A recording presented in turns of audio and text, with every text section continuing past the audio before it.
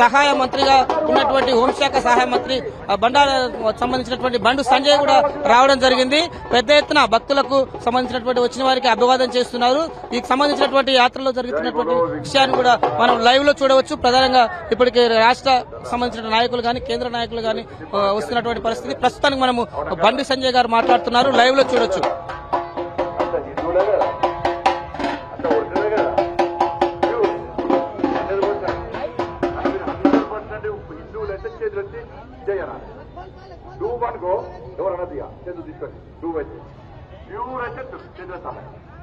విఘ్నేశ్వర స్వామి భక్తులైతే హిందువులైతే చేతులు పైకెత్తి నేను అనడానికి డూవని తీయాలి. ఇస్తారు కదా మీకు వినబడుతుంది కదా.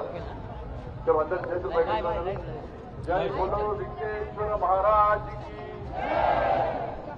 అంతా డూబేవాళ్ళండి, అంతా డూబే. మరోసారి గట్టిగా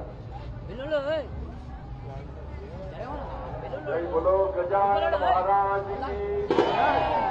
ఇప్పుడు కొంచెం ఒకళ్ళు అందరికీ హిందూ బంధువులందరూ కూడా విఘ్నేశ్వర నవరాత్రి ఉత్సవాల ముగింపు రోజు విఘ్నేశ్వర స్వామి నిమజ్జనోత్సవ కార్యక్రమం.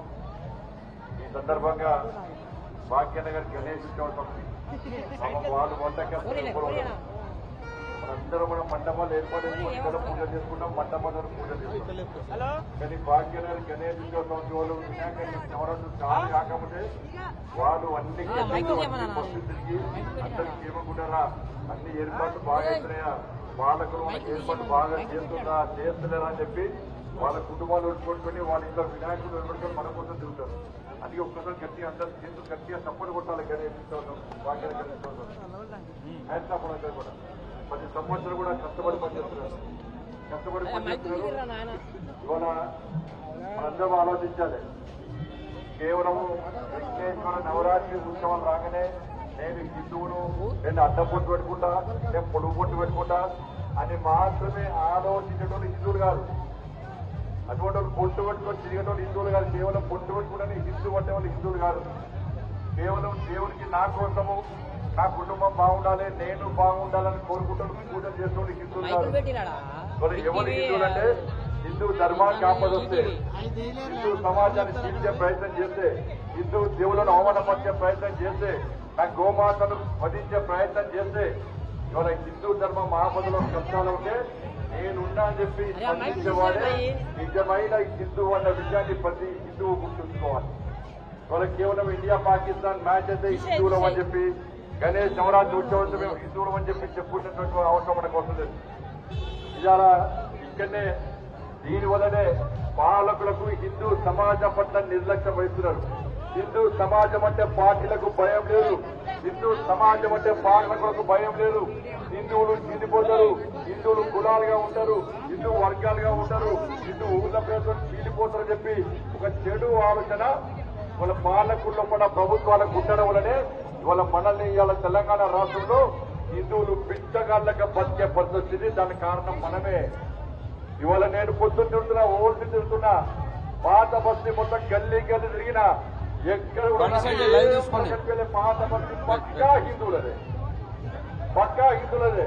మొన్న బోనాలో తిరిగినా ఈ రోజు గణేష్ నవరాత్రి ఉంటుంది. ఏ గల్లీ చూసినా బస్సు చూసినా కూడా ఎక్కడ కూడా భారత్ మాతకి జై, విఘ్నేశ్వర మహారాజ్కి జై చెప్పి హిందూ బాడీ చెప్తున్నటువంటి ఆ నినాదాల ఊరు నా చోటు వినబడుతూ ఉన్నది. కాబట్టి దయచేసి అర్థం చేసుకోవాలి. మనం ఏకతాటిపై మన సంఘటన శక్తిని ప్రదర్శించడానికే ఇలా భాగ్యనగర్ గణేష్ ఉత్సవ సమితి ఇలా భాగ్యనగర్ మొత్తం ఇలాంటి వేదికలు ఏర్పడేసింది. ఇలా గణేష్ నవరాత్రి ఉత్సవాలంటే కేవలం భక్తితో కూడిందే కాదు, భక్తి దేశభక్తి ఇమిడి ఉన్న పండుగనే గణేష్ నవరాత్రి ఉత్సవాలు. ఒకవైపు విఘ్నేశ్వరుడు ఉత్సవం, మరొక వైపు హిందూ ధర్మానికి వ్యతిరేకంగా ఎవరైతే వాడుతుందో, ఎవరైతే మురుగుతుందో, హిందూ సమాజాన్ని నాశనం చేస్తుందో వాళ్ళందరికీ గుణపాఠం చెప్పడానికి, ఎవరు హిందూ సమాజం పట్ల నిర్లక్ష్యం వహిస్తుండో వాళ్ళందరికీ గుణపాఠం చెప్పి హిందూ సమాజం ఐక్యతగా ఉంది, హిందూ సమాజం సంఘటితంగా ఉంది అని చెప్పి ఈ హిందూ సమాజాన్ని సంఘటితం చేయడానికి ఒక వేదిక అవసరం అని చెప్పి భాగ్యనగర్ గణేష్ ఉత్సవ సమితి హిందూ విశ్వ హిందూ పరిషత్ భావించింది. కాబట్టి ఈ రోజు వేదికలు ఏర్పడేసి మీ అందరినీ ఒక్క దాటిపై తీసుకొచ్చే ప్రయత్నం విశ్వ హిందూ పరిషత్ చేస్తున్నది. ఆ రోజు బాల గంగాధర తిలక్ యొక్క ఆలోచన వాళ్ళ ఆకాంక్ష ఏదైతుందో ఆ రోజు బ్రిటిష్ వాళ్ళని తరిమికొట్టడానికి గణేష్ నవరాత్రి ఉత్సవాలు వేదికగా వేసుకొని వినాయక నిమజ్జనోత్సవం వేదికగా బాల గంగాధర తిలక్ తీసుకుంటూ దాన్ని పూర్తిగా తీసుకుని ఆనాటి నుంచి ఈనాటి వరకు కూడా విశ్వ హిందూ పరిషత్ ఆ పరంపరను కొనసాగిస్తూ వస్తున్న విషయాన్ని మనం గుర్తుంచుకోవాల్సి ఉంటుంది. ఇవాళ కేవలము మన నిర్లక్ష్యం వలనే ఇవాళ మనకు అన్యాయం జరుగుతున్న పరిస్థితి. ఇలా వినాయక నవరాత్రి ఉత్సవాలకు ఒక్క పైసా అయ్యారు. వినాయక పండుగలు హిందువులు పండుగలు చేసుకోవాలనుకుంటే మైక్ పర్మిషన్ కావాలి, పోలీస్ పర్మిషన్ కావాలి, ఫైర్ పర్మిషన్ కావాలి, కలెక్టర్ పర్మిషన్ కావాలి, గ్రామ పంచాయతీ పర్మిషన్ కావాలి, కార్పొరేషన్ పర్మిషన్ కావాలి. చౌరస్తాలు పెట్టద్దు, సౌండ్ పెట్టద్దు, పెద్ద విగ్రహాలు పెట్టద్దు, మట్టి విగ్రహాలు పెట్టాలి, వేరే విగ్రహాలు పెట్టద్దు. కాలుష్యం వస్తుంది, పరిహారం వస్తుంది. ఇలా వేరే పండుగలు ఎందుకు బాగా చేసుకుంటారని హిందూ సమాజం పడతలేరు. కేవలం హిందూ పండుగలకు మాత్రమే ఆంక్షలు ఎందుకని మాత్రం పక్కా హిందూ సమాజం ప్రశ్నించే స్థితికి రావాల్సిన అవసరం ఉంది. ఇలా కోర్టును వ్యతిరేకించాం, కానీ కోర్టు తీర్పిస్తుందని తెలుసు ప్రభుత్వానికి. కోర్టు తీర్పిస్తుందని చెప్పిన తర్వాత పాలకులు ఏం చేయాలి? నిమజ్జనోత్సవ కార్యక్రమానికి ఏర్పాటు చేయాలి. ఇలా కోర్టు తీర్పిచ్చిందని చెప్పి హుస్సేన్ సాగర్ లో నిమజ్జనం చేయించకుంటే ఇవాళ హిందువులు నిమజ్జనోత్సవాన్ని ఏడ చేసుకోవాలో ఒక్కసారి పాలకులు చెప్పాలి. మళ్ళా తిరిగి భాగ్యనగర్ గణేశోత్సవం పోయి ఉద్యమం చేస్తే తప్ప పాలకులు దిగిరాలన్న విషయాన్ని ఒక్కసారి హిందూ సమాజం గుర్తుంచుకోవాలి. చాలా ఒక్క పైసా కేటాయించాలి మీకు. మన హిందూ చోటలు ఒక్క పైసా కేటాయించారు. దసరాకు పైసలు రావు, వినాయక చవితి పైసలు రావు, దేనికి పైసలు రావు, దేనికి ప్రత్యేక బడ్జెట్ ఉంటుంది. కానీ రంజాన్ కు మాత్రం రంజాన్ కు 3,30,00,000 రూపాయలు రంజాన్ కేటాయించారు.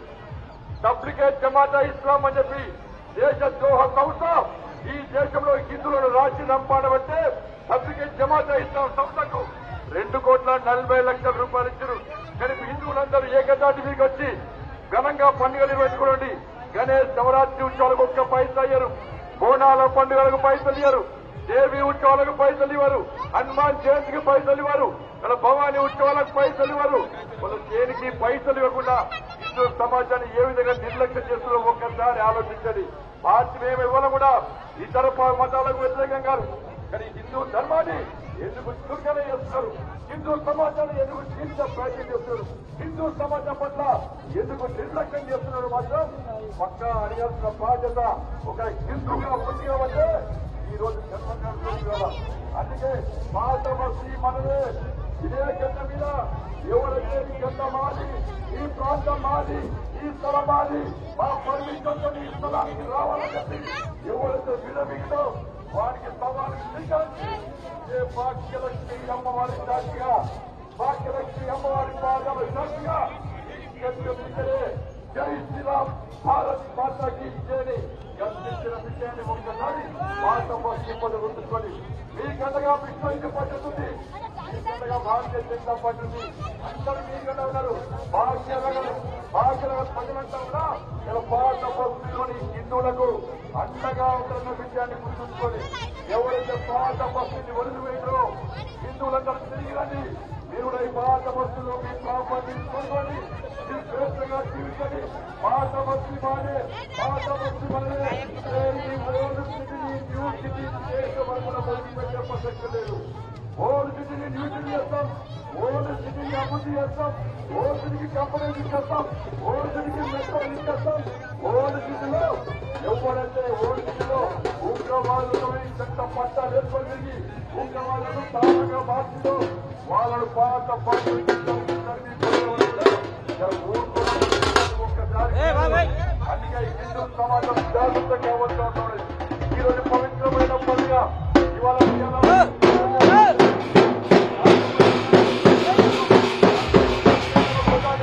నరేంద్ర మోడీ గారి యొక్క జన్మదినం, దాంతో పాటు 17 సెప్టెంబర్ తెలంగాణ విమోచన దినోత్సవం, అన్ని పండుగలు కల్పించండి. పవిత్రమైన పవర్ఫుల్ డే ఈ రోజు ప్రతి హిందువు సంకల్పించుకోవాలి. నేను బతుకున్న 100 సంవత్సరాలు బతకాలని కోరుకోవడం మంచిదేనా? కానీ ఎందుకు బతుకుతారో ఆలోచించుకోవాలి. చాలా మంచి పుట్టడము చనిపోవడం ముఖ్యం కాదు.